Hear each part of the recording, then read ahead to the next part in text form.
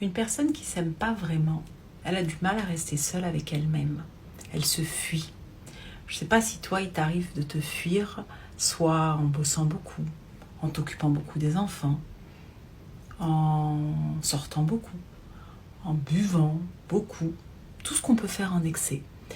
Et en faisant ça, on s'empêche d'avoir le contact avec nous-mêmes. Pourquoi ? Parce que ça fait mal.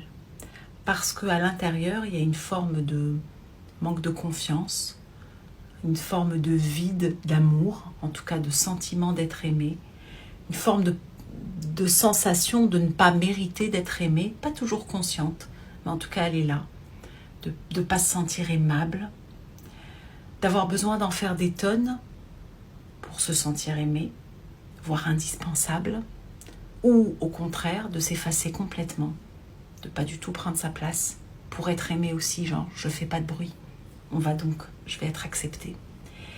Et une personne qui s'aime pas, elle est aussi beaucoup tournée, donc elle est beaucoup tournée vers l'extérieur, c'est quelqu'un qui va beaucoup donner, qui sait pas tellement recevoir de l'amour, recevoir des compliments,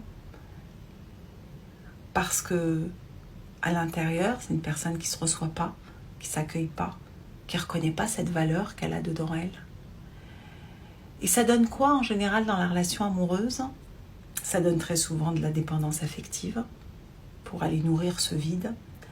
Ça donne au boulot souvent des burn-out, à en faire des tonnes, au point de pas de pas se choisir. Ça donne souvent des relations toxiques parce que en général, quand on s'aime pas, on n'aime pas trop rester seul. Et du coup, on va se mettre dans des relations qui sont pas bonnes pour nous, dans le sens où la première personne qui va nous choisir va venir remplir un petit peu ce vide quelque part, une illusion en tout cas, qui fait qu'on va y aller, même si on sent, parce qu'il y a de l'intuition derrière, que c'est pas la bonne personne. Mais c'est plus fort que soi. Tout comme c'est plus fort que soi, que c'est hyper dur de se séparer quand on ne s'aime pas vraiment, quand on a cette dépendance-là.